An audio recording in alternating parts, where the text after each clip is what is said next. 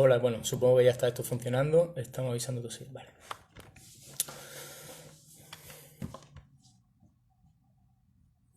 Bueno, pues vamos a hablar sobre la presión psicológica y el rendimiento deportivo. Ayer hice una encuesta y al final, bueno, hablamos sobre hacer algún directo, sobre confianza, concentración, estado de flow y manejar la presión. Y aquí saludo a mi amigo Javi. Y bueno, pues al final ha salido por mayoría manejar la presión. Así que nada, vamos a hablar. Quien se conecte bien y quien no que lo puede ver después, luego lo subiré. ¿Ok? Venga, pues empezamos. A ver, nos encontramos ahora mismo en una situación en la que, bueno, pues se están dando partidos en los que se está jugando subir de categoría. Bueno, ya ayer se ganó la liga, pero en fin, nos encontramos situaciones en las que se está compitiendo bajo máxima presión y centrados en, bueno, en eso, en conseguir resultados de cara al final de temporada. Entonces, lo primero que vamos a hacer un poco hablar del tema que es la presión psicológica. Y la presión psicológica tiene una relación directa con la activación, es decir, con si nos encontramos relajados o excesivamente relajados o excitados o sobreactivados en situación de alerta. Los motivos por los que un deportista puede tener presión psicológica se centran principalmente en la demanda y en las expectativas de la tarea que tiene que hacer. Por tanto, un deportista, si le generan esa demanda o esa expectativa, o si él mismo se la genera, al final eso va a influir mucho en si él se siente o no se siente preparado para la tarea, y obviamente está relacionado con su activación. Bueno, si se siente preparado y su activación es la adecuada, rendirá de forma óptima, y si no es así, probablemente pues la presión le pueda, como se suele decir comúnmente. Por ejemplo, imaginaros un deportista al que han fichado nuevamente con un contrato estratosférico y bueno, y tras 3, 4, 5 jornadas sin marcar, pues no marcar ningún gol, pues con una alta probabilidad lo que pase es que tenga en su mente solo el pensamiento de decir tengo que marcar un gol, si no marco un gol vaya fracaso, y todo ese tipo de pensamientos negativos, bueno, pues le generan un distrés o estrés negativo, que bueno, de esto podemos hablar un poco ya en otra sesión más largo y tendido, y esto da lugar a que su estado de activación se altere y se provoque o se llegue a una situación de ansiedad de rendimiento. ¿Vale? Continuamos un poquito explicando, digamos, un poco qué es lo que ocurre cuando estamos bajo presión.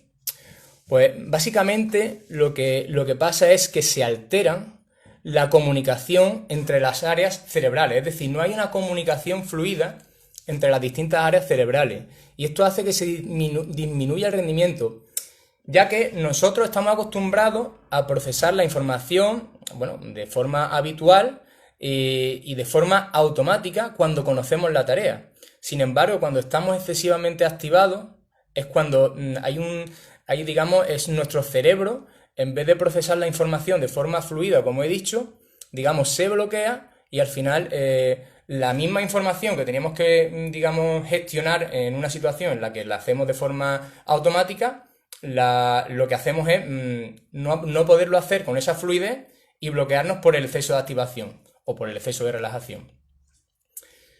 ¿Esto por qué ocurre? Ocurre por la siguiente razón, que es que tenemos una mayor conciencia de nosotros mismos. Es decir, y volvemos un poco a hablar sobre lo mismo, lo que estamos haciendo es desactivar el piloto automático. Si yo conozco una tarea, si yo sé cómo tengo que hacerla, cuando salto a la pista, cuando salto a competir, ya puedo hacerlo de forma automática y de forma fluida. Sin embargo, si me hago consciente de la situación, pues por el tema de las expectativas, por el tema de la demanda que hemos hablado, ahí es cuando ya se desactiva el piloto automático, cuando ya no estoy focalizado en la tarea y en lo que tengo que hacer, y me centro en otras cosas que me desvían la atención, ¿vale? En otras cosas que ahora explicaré cuáles son. ¿Qué ocurre? Voy a beber un poquito de agua.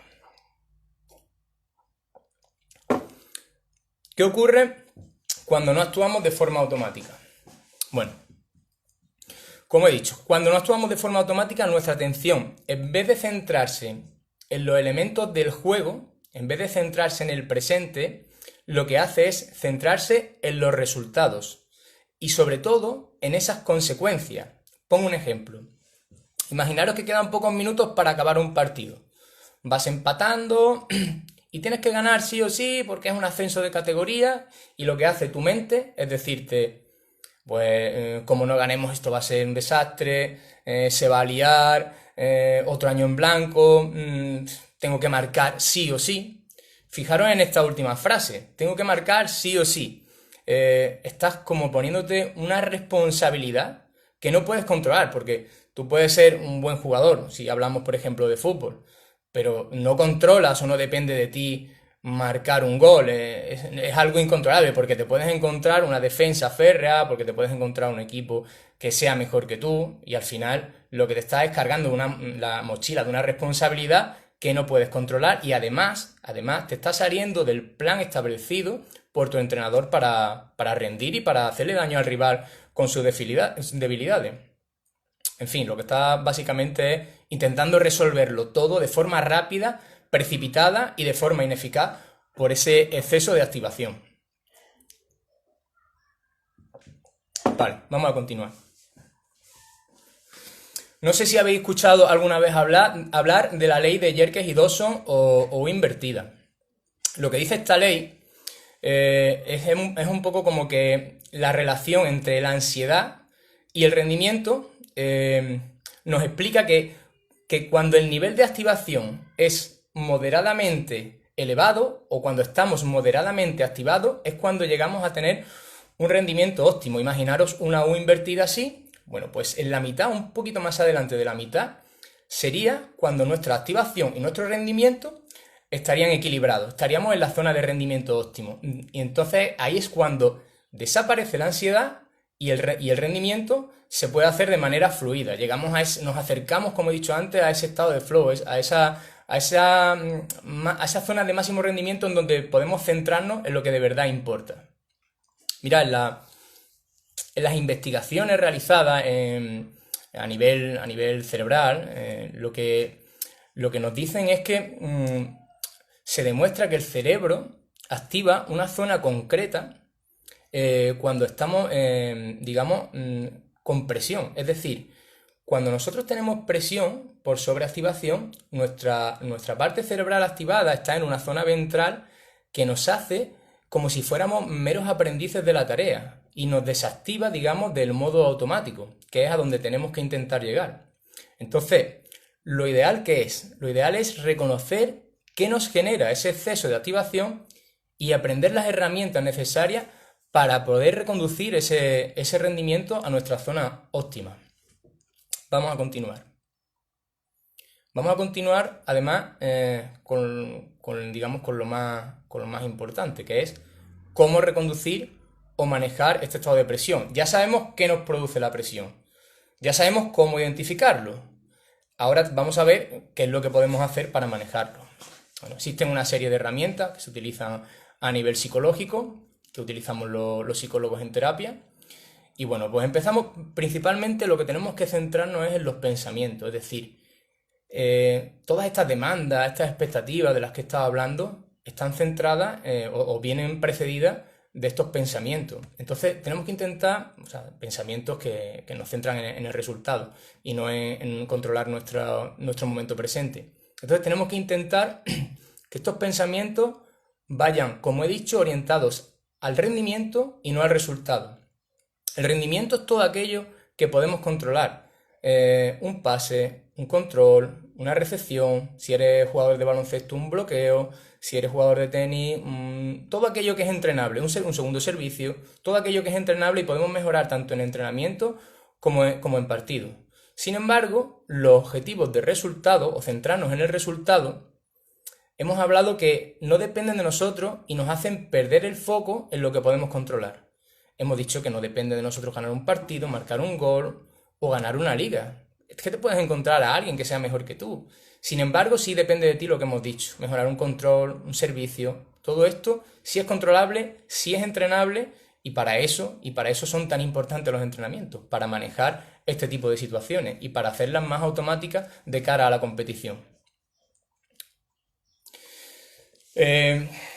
Otra de las herramientas que se utiliza también sigue ligadas con el pensamiento y ahora va a lo siguiente, que es cambiar ese pensamiento, utilizar un lenguaje positivo, unas autoinstrucciones adecuadas, un autodiálogo positivo que nos centre en la competición. Por ejemplo, estás bien, centrado en el juego, confía en ti, estás preparado, juega fluido. Estas son las que a mí se me han ocurrido. Pero cada persona, cada deportista tiene unas autoinstrucciones que le sirven a él o a ella misma. No, cuando estamos en terapia, yo les pongo ejemplos, pero les pongo ejemplos que son míos. Pero cada persona tiene una frase clave o una palabra clave que es la que le sirve y eso es lo que trabajamos en terapia. Que cada cual escoja lo que a él le vale. Entonces, el deportista debe centrarse en un autodiálogo que sume a su rendimiento. Palabras clave y todo esto, como he dicho, se entrena en terapia. Otra de las herramientas, para mí de las más importantes y de las que más trabajo en terapia, la visualización o la práctica imaginada.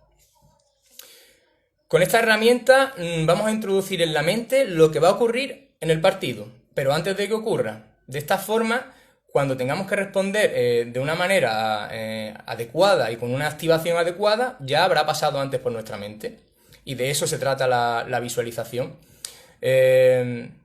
Al final, todo lo que es entrenable en la mente y lo que nos permita tenerlo automatizado, va a hacer que cuando llegue el momento decisivo, que cuando llegue el momento de máximo rendimiento, de máxima presión, mejor dicho, no, seamos capaces de generar una actuación o unas acciones de forma automática y sin desviarnos del momento presente y centrados en nuestro rendimiento. Entonces, sobre todo, lo más importante, centrarnos o básicamente en tener preparado a nivel mental todo lo que nos va a llevar luego a la competición, en anteponernos a lo que nos puede ocurrir posteriormente, básicamente, es lo prioritario. Y bueno, pues este tipo de herramientas, como digo, las utilizo mucho, que es el tema de la visualización, y se ensayan de forma tan real que se escriben por parte del deportista siempre con una guía por mi parte para que no haya un autodiálogo que pueda dar lugar a confusión, que eso suele ocurrir. A veces el deportista se habla sin querer de forma negativa, aunque lo que vaya buscando sea hablarse de forma positiva. Y sobre todo luego lo que se hace es grabarse esta visualización o práctica imaginada y escucharla una y otra vez. Como si tienes que escucharla 1000 veces. No habría ningún problema, porque el escucharla es lo que va a hacer que cuando llegue el momento decisivo tú ya la tengas en tu mente y actúes de forma automática, como he dicho. ¿Ok? Vale. Otro de los aspectos importantes a tratar, ensayar en los entrenamientos situaciones de presión. Me consta que lo hacen ya muchos entrenadores, vaya. Bueno, por supuesto que hacen el tema de jugar con uno menos o yo qué sé, o con un resultado en contra, situaciones que generen presión. Pero sobre todo, lo que se puede añadir es público, sonido ambiente, en fin, todo eso en situaciones que son de entrenamiento se puede entrenar de cara a que se mejore la competición. Cuando digo público, pues no va a llenar un estadio entero en un entrenamiento, pero sí que se puede generar ese tipo de presión, que haya alguien que pegue una voz, que intente distraer la atención, pues todo eso que genera presión es entrenable dentro del día a día. ¿Qué es lo que ocurre? Que si se producen situaciones en las que el deportista aprende a responder bajo presión, al final va a estar mejor preparado para manejar su nivel de activación y llegar al rendimiento óptimo. Por lo que he dicho, porque al final cuando llegue el momento de presión, antes de que haya estado en ese momento, habrá estado en tu mente y sabrás cómo responder de forma automática, que es la clave. Otro de los aspectos de las herramientas importantes también es la autorregulación, como son la relajación o la respiración, en este caso controlada, o respiración diafragmática. La respiración controlada se puede utilizar tanto antes como durante la competición, ¿vale? Básicamente, o la respiración diafragmática, que son parecidas. Básicamente lo que te ayuda es a encontrarte, a regularte y a tener las pulsaciones altas. Aprendes a respirar mejor, llenas todos los pulmones, por ejemplo, con la respiración diafragmática, bajas las pulsaciones y ya tú mismo te vas regulando, ¿vale? Y el tema de la relajación, que se utiliza comúnmente, la relajación progresiva de Jacobson, se puede, o bueno, también están temas de meditación mindfulness, se puede utilizar previa al partido, que es previa a la competición, digo partido o competición, que es, bueno, los días antes, el día antes, no justo antes del partido, porque entonces sí que es verdad que podemos perder un poco el estado, podemos perder, digamos, la activación adecuada. Y por último, me gustaría hablar de, bueno, pues de lo que tiene que ver con volver a la competición cuando por situaciones de sobreactivación nos desviamos del foco. Y tiene que ver mucho con esa confianza que podemos perder. Me explico. Vamos a ver, imaginaros que tengo una serie de fallos porque estoy sobreactivado, ¿vale? Intento regularme a través de la respiración, intento regularme a través de los pensamientos positivos, del autodiálogo positivo. Sin embargo, no soy capaz o tengo el pensamiento de esto hay que solucionarlo ya, digamos, intento como solucionarlo todo muy rápido y de esta forma me precipito. ¿Qué es lo que hay que hacer cuando hemos cometido errores por sobreactivación? Además de intentar regularse con la respiración y hablarse de forma correcta, empezar a trabajar de forma sencilla, es decir, intentar tener acciones dentro de lo posible que sean sencillas, que te devuelvan la confianza y que a través de esa confianza, ya respiración, más pensamiento de autodiálogo positivo, más esa confianza que ya has ganado por tener acciones sencillas, puedan ayudarte a regular de nuevo tu estado de rendimiento, tu activación y pueda volver a rendir de forma óptima, ¿vale? Acabo con una frase, ha sido muy cortito, pero bueno, espero que haya servido. Acabo con una frase que a mí me encanta, que es: la mejor forma de combatir la ansiedad es disfrutar de la presión.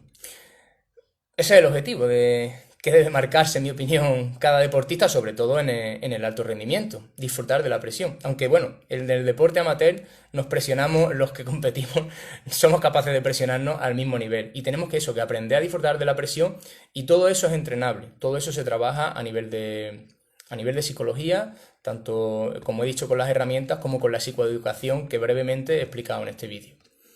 Espero que os haya servido esta información, estas herramientas. Si tenéis alguna pregunta la puedo responder, y si no, pues cuando queráis me podéis comentar a través de mensaje directo, ¿vale? Que tengáis una feliz comienzo de semana y hasta pronto. Chao.